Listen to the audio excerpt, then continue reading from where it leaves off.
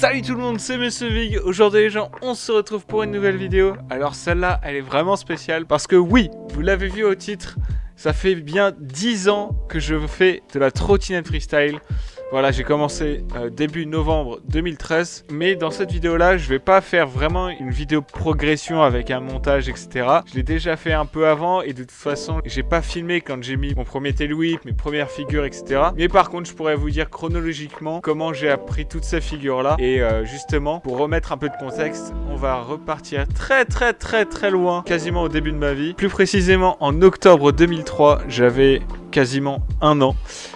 Donc voilà, je ressemblais à peu près à ça. Et ceci, mesdames et messieurs, c'est la première photo de moi avec une trottinette. Donc là, c'était mes premiers tours de roue en trotte. C'était plus précisément le 30 novembre 2006. Alors peut-être que j'ai dû faire de la trotte un peu avant, mais voilà. Ça commence à peu près là. J'avais pas du tout encore découvert la trottinette freestyle à cette époque-là. Pour ça, il va falloir aller un peu plus loin, vers 2012. Alors pour les gros connaisseurs de trottinette, j'adorerais savoir quel modèle c'était celle-là. Je sais pas si c'était une JD Bug, si c'était une Razor, etc. Mais j'adorerais savoir, voilà. Et attention, ceci, mesdames et messieurs, c'est la première vidéo de moi en trottinette, tout court. Alors attention, ça a piqué les yeux, parce que c'est tout simplement la résolution typique des années 2000.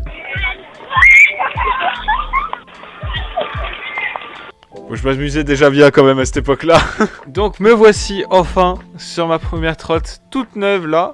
Et d'ailleurs, je l'ai encore, ma toute première trotte. Et ça, je la garderai tout le temps, en vrai. Parce que c'est de là que tout est parti quasiment, en fait, pour moi. Et comme vous pouvez le voir, je l'ai très bien rentabilisée parce que elle est défoncée de tous les côtés. Il y a des fissures de partout. Le deck, il a mangé comme pas possible. Et le grip tape, inexistant, voilà.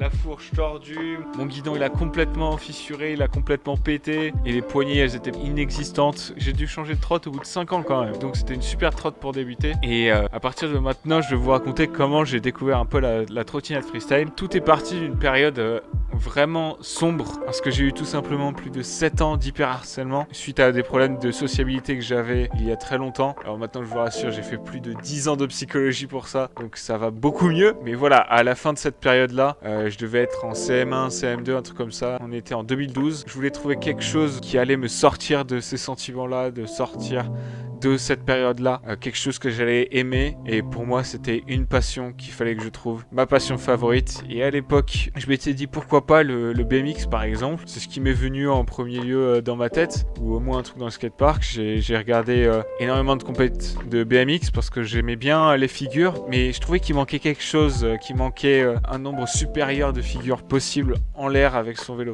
Pas que le BMX c'est pas stylé, hein. Loin de là, il y a des figures en BMX que je trouve bien plus stylées sur le vélo qu'en trotte. Mais subjectivement parlant, je sentais que c'était pas la chose que j'allais le plus aimer, notamment avec la possibilité de figure, parce que je trouvais que le BMX était peu maniable en l'air. Donc, à un moment donné, en 2012, je sais pas quand, puisque je regardais déjà YouTube, YouTube m'a recommandé ma première vidéo de trotte, et honnêtement, je m'en souviens comme si c'était hier, de la vidéo, et j'ai direct accroché, et comme vous voyez, rien qu'à ma chaîne, et bah j'ai tant accroché que ça directement, en fait. Je me suis mis à regarder des heures et des heures et des heures de vidéos de trottinette freestyle à partir de là. Et en 2013, j'ai eu ma première trotte, voilà. Mais bref, j'apprends mon premier whip en 1 an.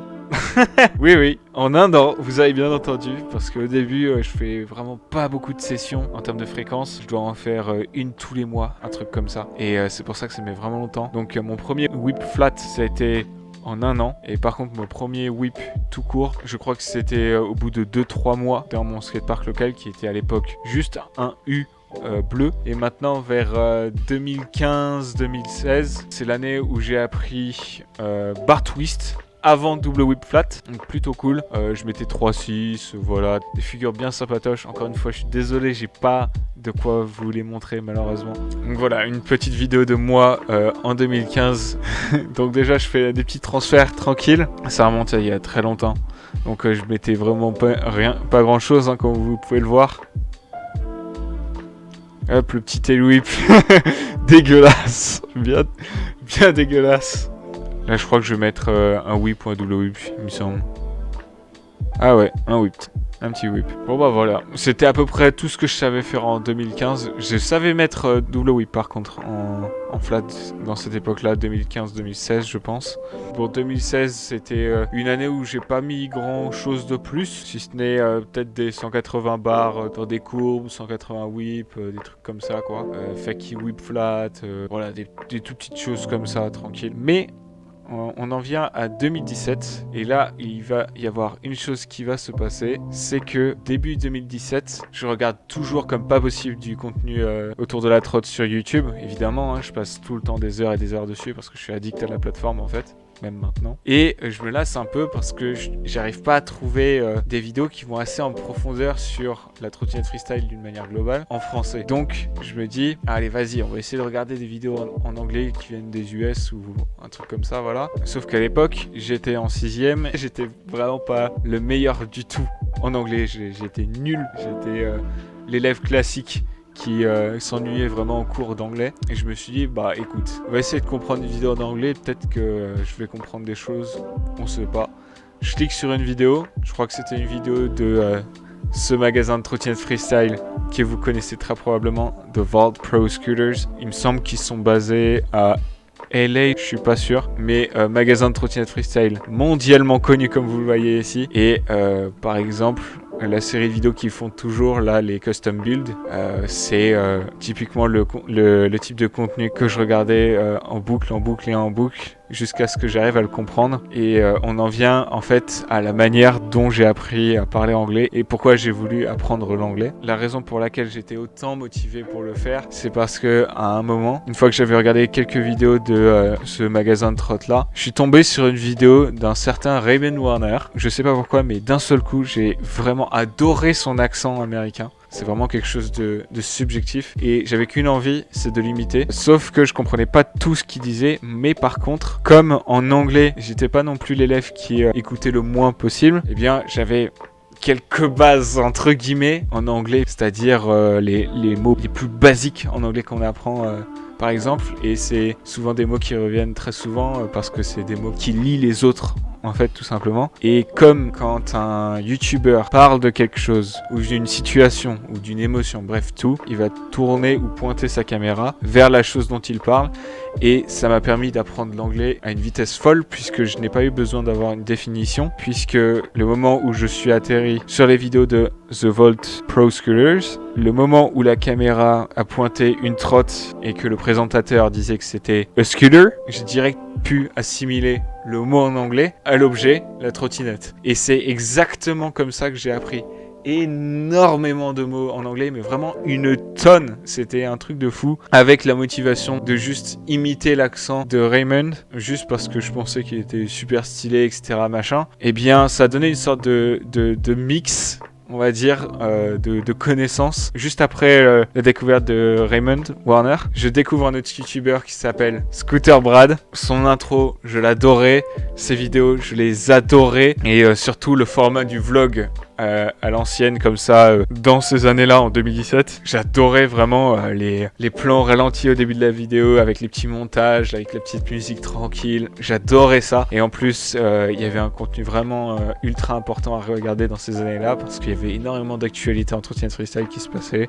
Par exemple, l'évolution en largeur des decks absolument folle. On passait de 5 pouces grand max à 5,5, puis ensuite 6, puis ensuite 6,5, 7, etc. Puis ensuite, il y a eu énormément de drama avec énormément de personnalités, machin, etc. Du coup, j'ai pu apprendre énormément de mots en anglais avec tout ce contenu en or. Je vous mettrai peut-être la playlist de tous ces vlogs incroyables que j'ai trouvé incroyables à l'époque en description si vous êtes vraiment intéressé. Alors par contre il y en a énormément, hein. Je crois qu'il y en a plus de 270 de mémoire. C'est à considérer comme une énorme série Netflix, hein, voilà.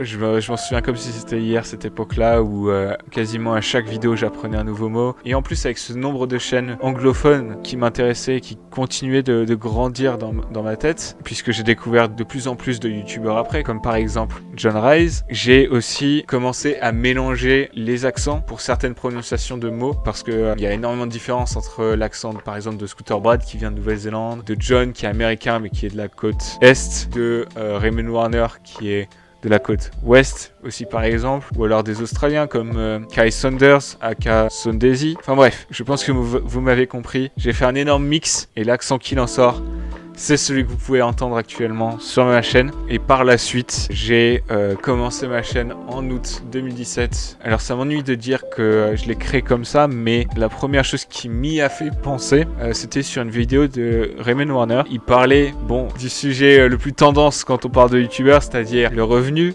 comment on fait, machin, etc. Évidemment, il donnait pas trop de détails pour des raisons très très logiques. Mais ce que je me suis dit, étant une jeune personne qui s'y connaît pas trop, au lieu de croire un peu ce qu'il dit vaguement, on n'est pas mieux servi que par nous-mêmes. Du coup, c'est à partir de là que j'ai commencé à me dire « mais attends, si je me crée une chaîne YouTube ?» Et ensuite, j'ai regardé une autre vidéo de Scooter Brad avec un montage qui m'inspirait à fond. Pareil avec le contenu que j'adorais, etc. Et l'idée créative est aussi venue là. C'est qu'il y avait des montages qui me plaisaient vraiment énormément, à tel point que j'ai fait une playlist qui est une sorte de mini compilation de ces montages là. C'est de là qu'est venue un peu la motivation créative, surtout de le faire. Et je vous rassure, je fais ça bien plus par passion, par le côté aussi créatif que forcément par les sous. Parce qu'en plus, je peux vous le dire direct, au moins en ce moment je suis à 2 € pile poil, donc voilà. C'est pas avec ça que je veux faire un revenu quoi. Donc voilà pour le petit point sous-sous. Mais je trouve que j'ai fait aussi un bon choix en prenant la décision de créer une chaîne comme ça, parce que ça me permet de m'extirper encore plus de cette période dark que j'avais avant. Ça me fait déjà extrêmement plaisir de pouvoir créer du contenu, mais alors je ne vous dis pas le ressenti que j'ai quand mes vidéos font vraiment les vues qu'elles... J'ai pas envie vraiment de le forcer, mais qu'elles méritent. Par exemple, la dernière compilation que j'ai faite, elle a fait je crois 2000 vues. J'ai mis 24 heures de montage dessus et il y avait 5-6 heures de tri juste pour avoir les bons rushs pour la vidéo. Donc voilà, j'y mets beaucoup de temps, je le fais complètement par passion. J'essaie de me forcer le moins possible à le faire, même si là on est lundi, j'ai toujours pas de vidéo.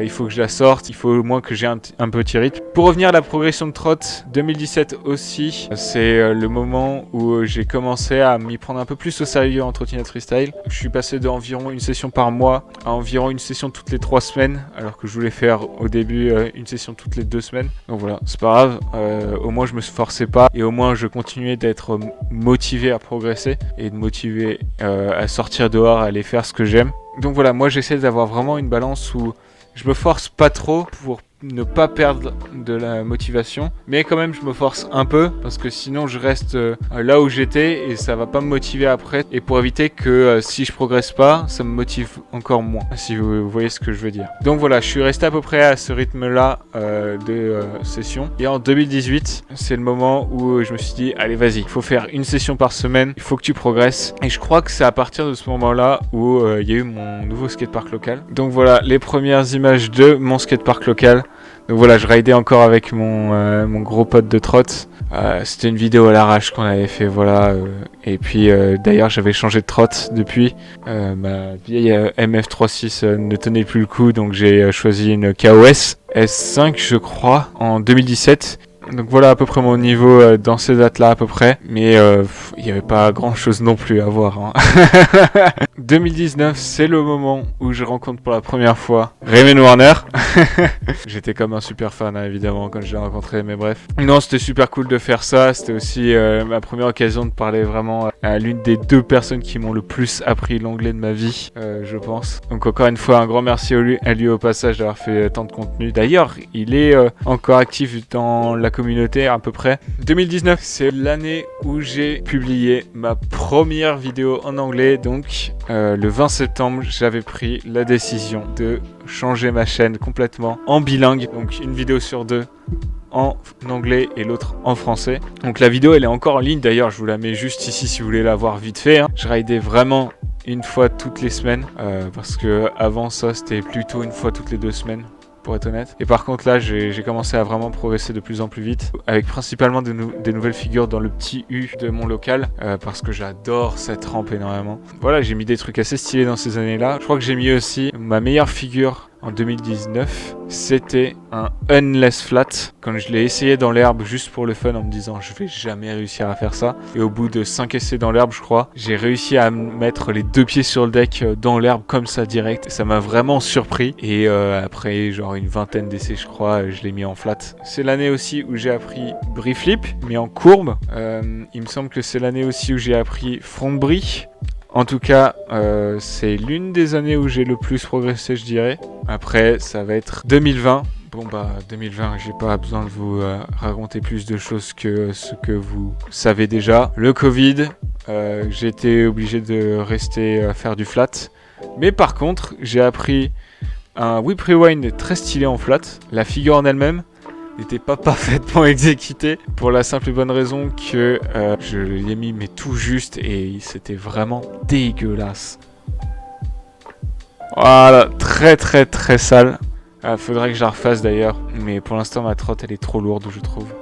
C'est pas possible. Donc début d'année assez catastrophique en progression du coup, malheureusement, bon à part le whip rewind assez sympatoche. Mais bon voilà, je m'amuse toujours en trotte quand même. 2021, je pars en tant qu'étudiant habité en dessous de Reims. Du coup je change de local et là je découvre un local absolument fou.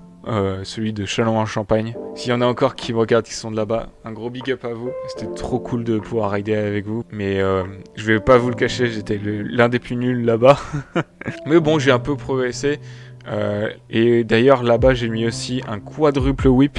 Mais j'ai appris aussi plein de combos, que ce soit bar twist whip par exemple. C'était une super bonne année de trotte parce que le skatepark était trop cool. C'était l'un des meilleurs que j'avais ridé. Parce que jusqu'à là, je me déplaçais pas tant de skatepark en skatepark. Et c'était aussi l'année où j'ai passé les 1000 abonnés.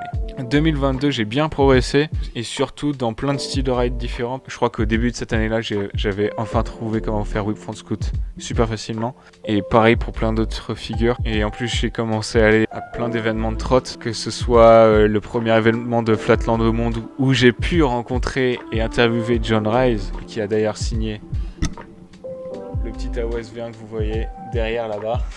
Mais aussi plein d'autres belles personnes comme Ray Wax, Team Fac, Warnup, bref, un tas de beau monde. Pareil pour l'événement d'Oxelo. Et c'est à partir de là que j'ai découvert vraiment que c'était important pour garder de la motivation aussi d'aller dans les événements de trotte en fait, tout simplement. Donc s'il y a quelque chose qui se passe autour de chez vous, n'hésitez pas, franchement. Et voilà, après, on en arrive à 2023. Bon, 2023, c'est pas encore fini, certes, mais oh là là là là, j'ai mis mes 2 meilleures figures de ma vie. Enfin, une pas complètement. 720, je l'ai mis en sortie, à mon local d'ailleurs. Donc pour ceux qui n'ont pas vu ma part, qui n'est pas une part, je vous conseille d'aller voir Tinaf juste ici. Si je vous montre la vidéo, c'est celle voilà qui est juste ici. Et tout simplement, c'est ce que je peux faire au maximum en 2 semaines, tout court, comme vous l'avez vu. Et comme vous le voyez, maintenant j'ai fini sur un petit 720 des familles.